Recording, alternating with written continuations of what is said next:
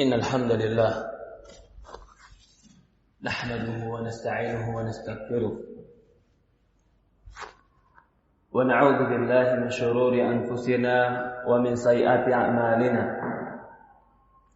May yahdihillahu fala mudilla lahu wa may yudlil fala hadiya lahu.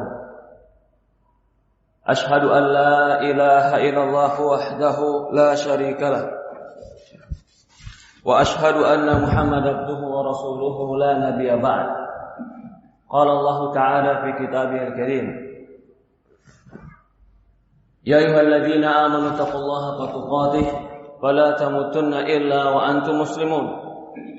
Wa qala Allah subhanahu wa ta'ala, ya ayyuhalladzina amanu taqullaha wa qulu qawlan sadida yuslih lakum a'malakum wa yaghfir lakum dhunubakum wa may yuti'illaha wa rasulahu faqad faza fawzan 'azima.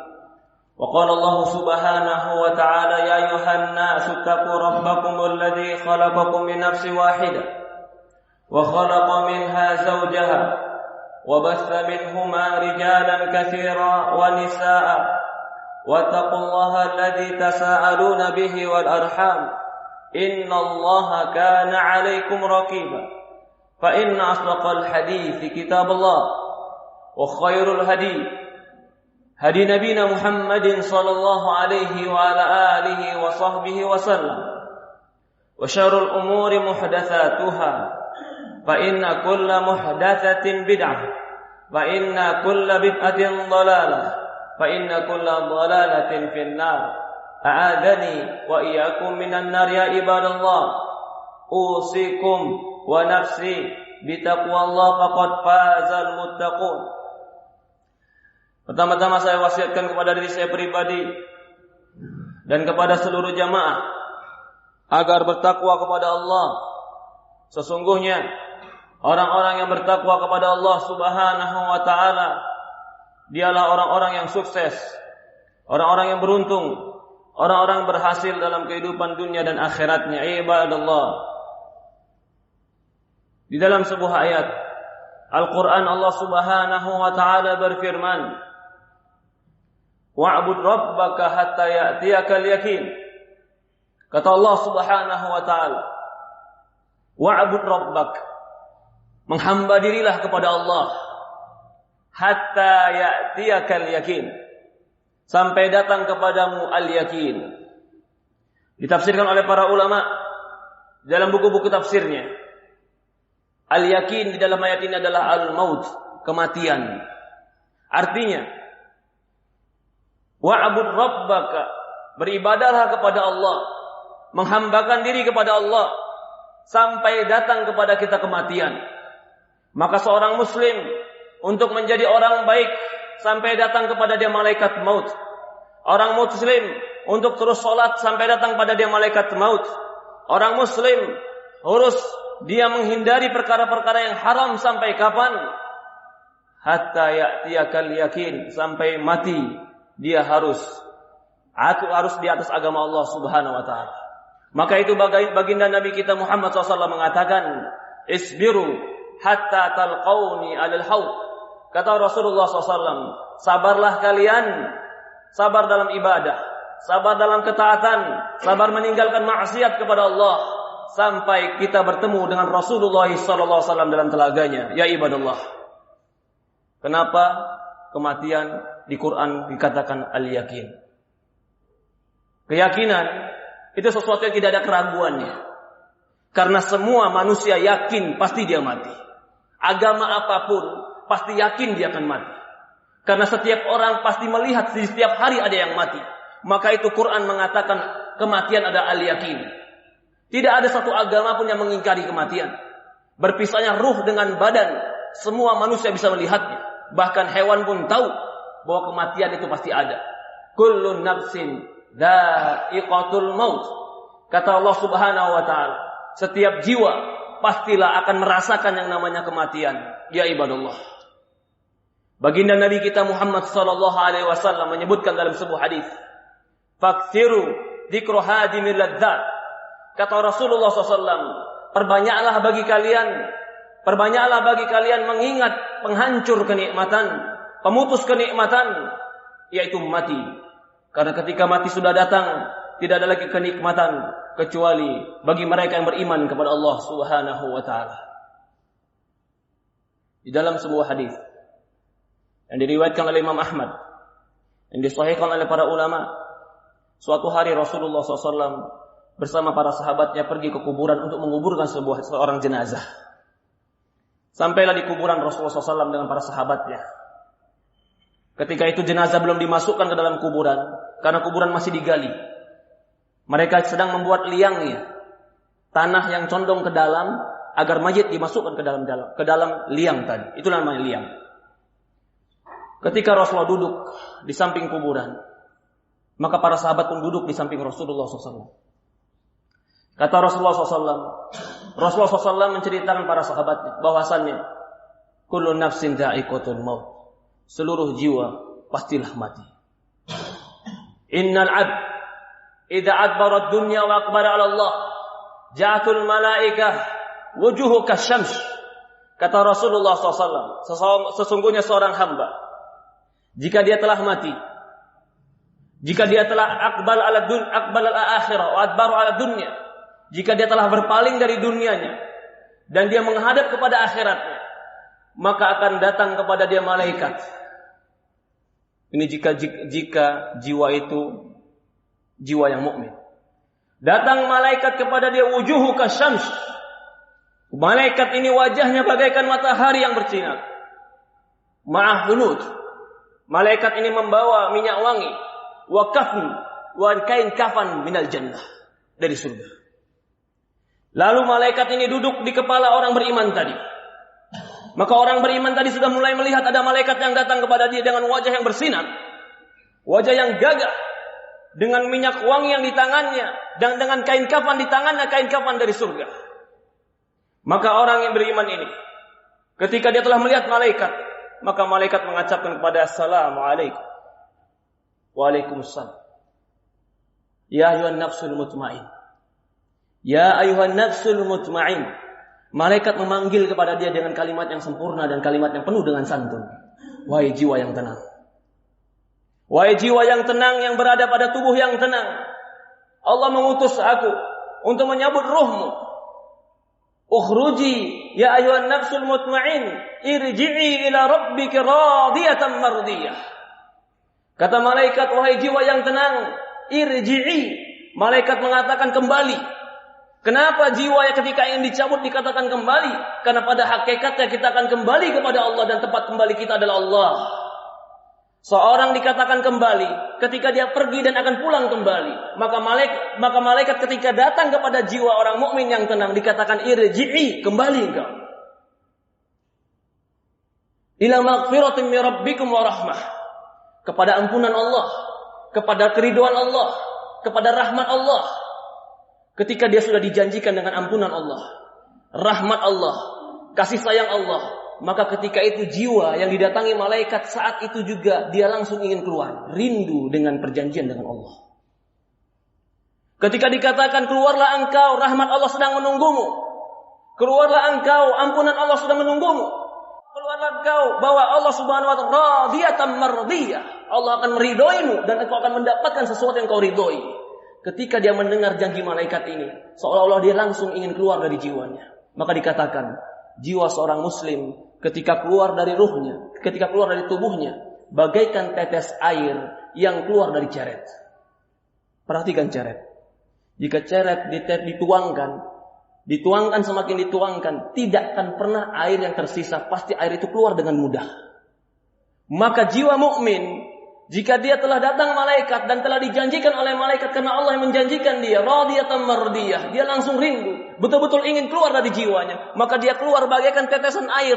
Begitu jiwanya mau keluar, sebelum dia jatuh, langsung malaikat tadi menyambut dia dengan kain kafannya. Kain kafan dari surga. Kain kafan yang sudah dibalut dengan wangi-wangian surga. Yang dikatakan seandainya wanginya ini dicium, maka akan dicium oleh penduduk di dunia dengan ciuman yang sangat indah. Maka malaikat membungkus ruhnya dan membawa ke langit. Begitu dia naik ke langit, jiwa orang beriman ini naik ke langit, ruh naik ke langit. Kata Rasulullah SAW, tidaklah satu malaikat yang melihat ruh itu dibawa kecuali malaikat bertanya, man hada? Siapa ini? Dikatakan dan dikabarkan pada malaikat, ini adalah si fulan. Disebutkan nama dia yang terbaik, nama kehormatan dia, nama sanjungan dia. Inilah si fulan bin fulan. Maka malaikat pun mengatakan salamun alaikum, sampai dia naik ke langit ke-1, naik langit pertama. Maka dikatakan pada malaikat, iftahu, bukalah. Kata malaikat, aku tidak dulu dibuka kecuali bagi orang-orang beriman. Siapa yang kau bawa? Si aku bawa adalah fulan bin fulan. Disebutkan namanya. Maka kata malaikat, assalamu alaikum, salam buat kalian. Naiklah. Naiklah dia, dibukakan bagi dia pintu langit, sampai dia naik pintu langit kedua, terus dia naik pintu langit ketiga, terus dia naik sampai dia naik kepada pintu langit ke-7. Di atas pintu langit ke-7 sama malaikat mengatakan, man ma'ak? Siapa bersamamu? Fulan bin fulan. Fulan bin fulan. Malaikat seolah-olah sudah dengar namanya.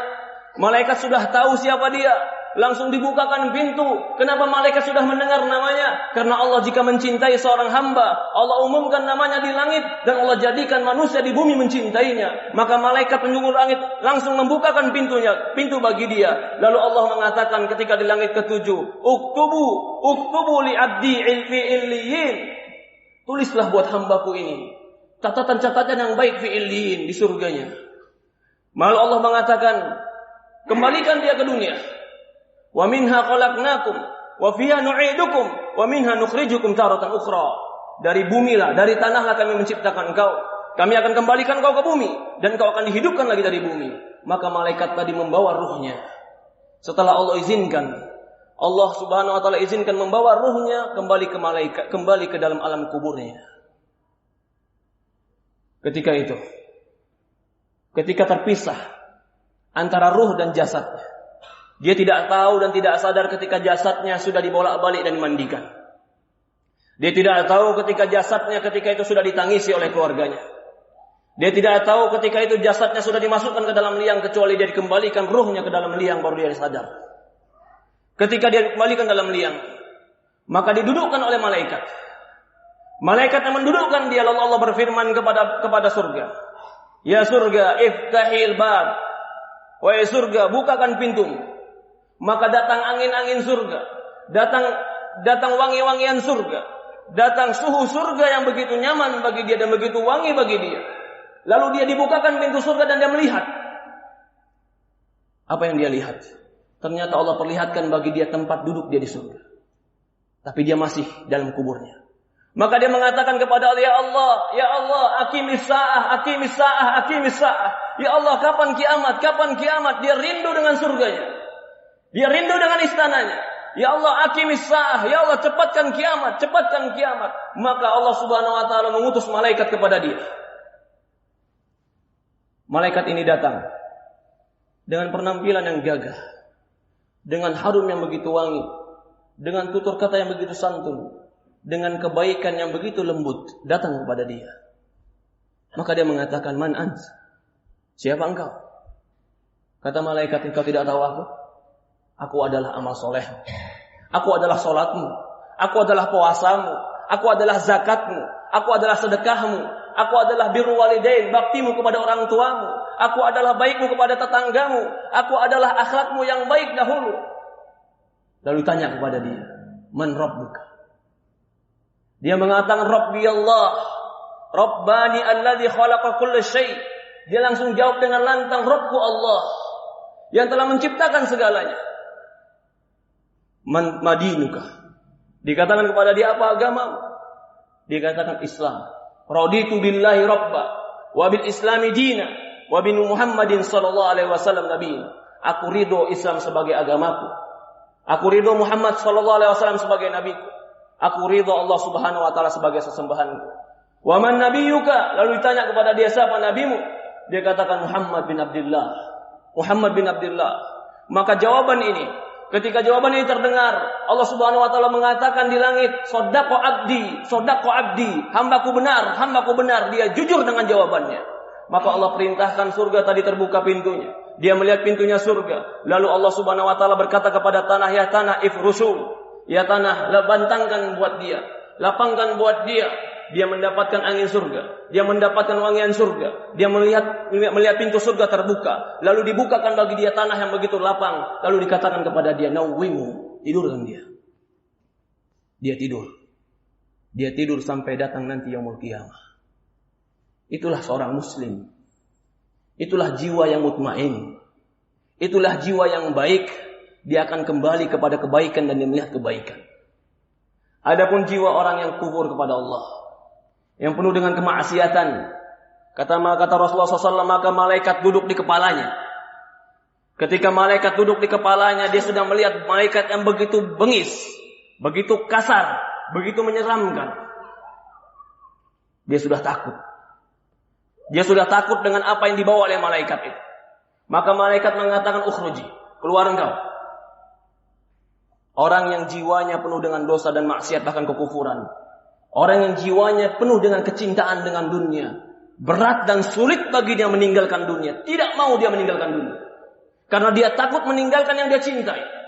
Bahkan dia takut untuk melihat malaikat yang ingin mencabut nyawanya. Ketakutan ini, kecintaan dengan dunia ini, menyebabkan dia tidak mau keluar dari dirinya. Bahkan malaikat katakan, "Keluar kau." Dia tidak mau keluar. Sampai dikatakan Rasulullah SAW. Maka Allah mengatakan, "Wan nazi'ati gharqa wan nasyiqati nashqa."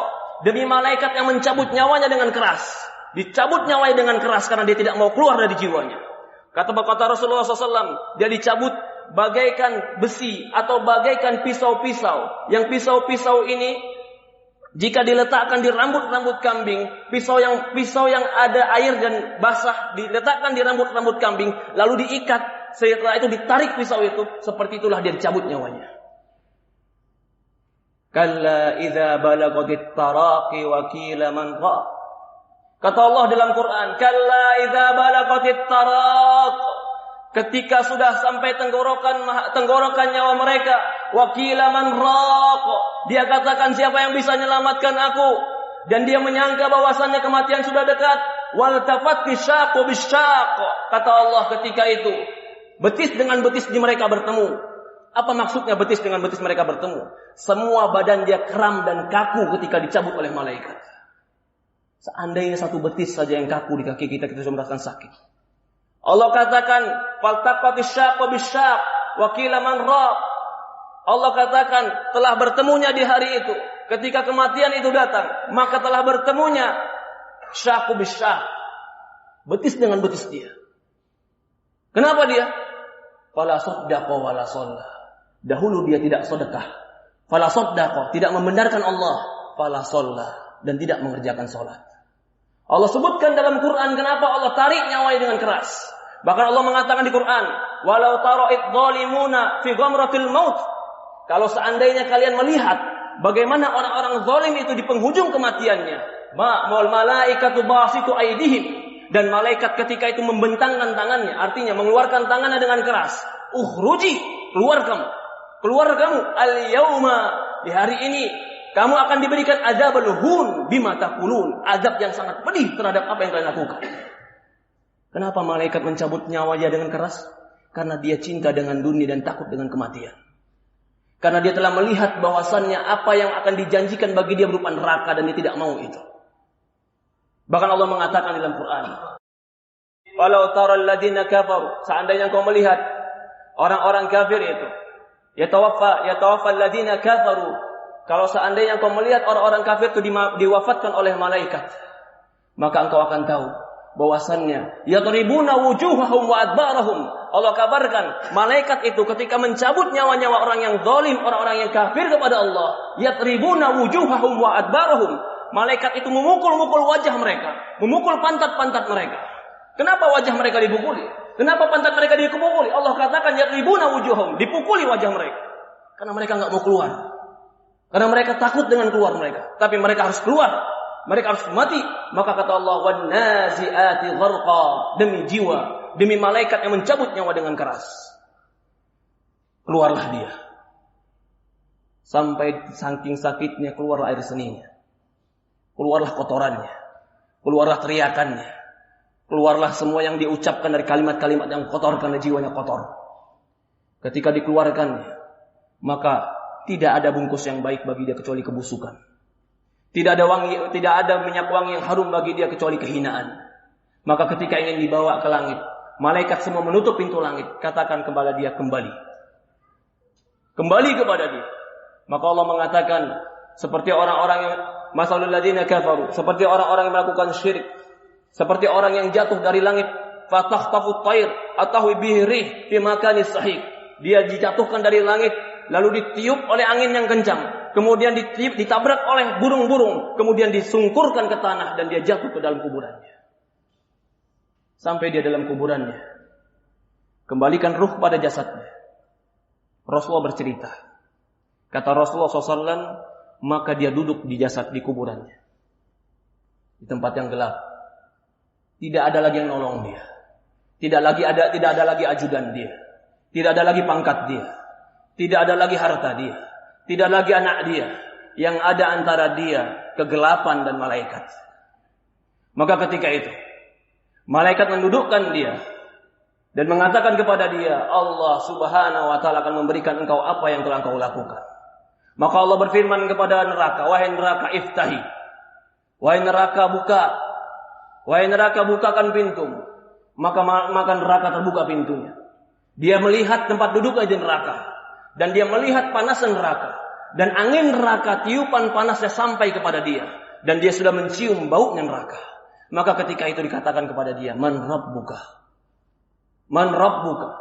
Dalam keadaan malaikat yang datang begitu menyeramkan, begitu menakutkan, diberikan pemandangan oleh dia pemandangan yang menakutkan, diciumkan oleh dia ciuman yang begitu menjijikkan dan bau, bahkan ditiupkan kepada dia angin yang panas.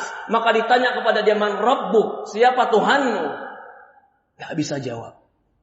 Suasana yang mengerikan, suasana yang menakutkan. Apa ini? Apa ini? Maka kata Rasulullah SAW, wa malaika ma mitraqah. Maka malaikat bersamanya mitraqah. Mitraqah itu godam.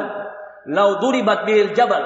Kalau seandainya dipukul dengan godam ini gunung, la takunu, gunung akan menjadi turab, pasir dan debu. Maka ketika dia ditanya, Man Rabbuka, siapa Rabbmu? Dia tidak menjawab kecuali maka dipukulkan mitraqah ini kepada dia. Dalam sebuah riwayat dikatakan, maka dia masuk sejauh 70 hasta ke bumi, kemudian dikeluarkan. Lalu semua makhluk mendengar jeritan-jeritannya kecuali dua, manusia dan jin. Maka terus dia seperti itu. Lalu Allah mengatakan kepada tanah, wahai tanah, dayyiqu, wahai tanah, sempitkan untuk dia.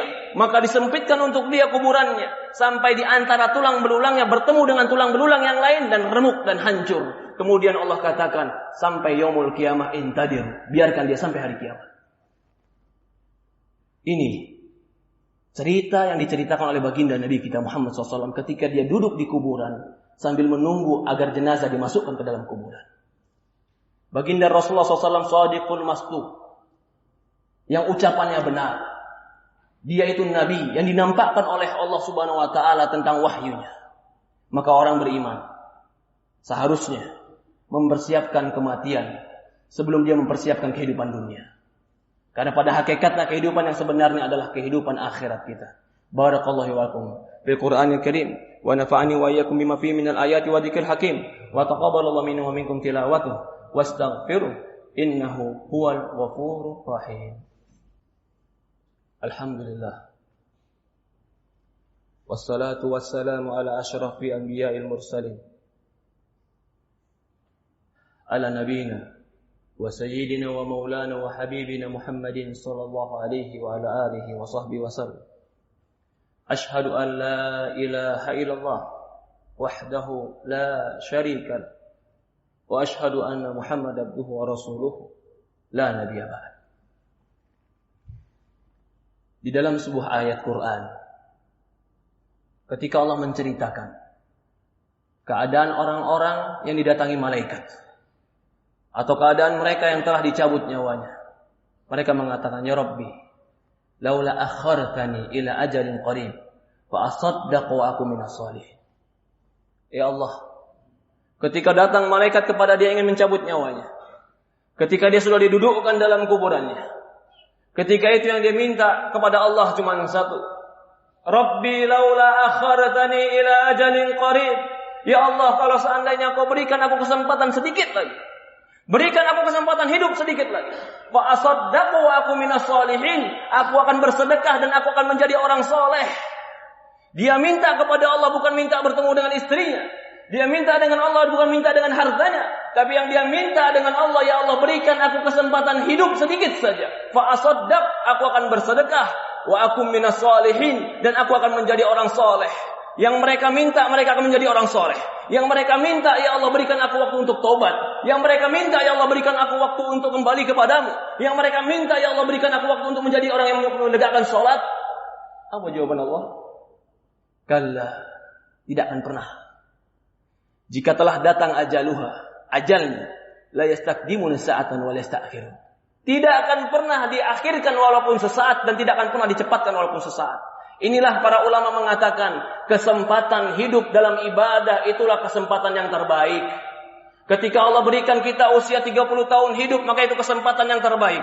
Ketika Allah berikan kita usia 40 tahun hidup, maka itu kesempatan yang sangat besar. Ketika Allah berikan kita kesempatan 50 tahun hidup, apakah tidak ada waktu kita untuk kembali kepada Allah Subhanahu wa taala?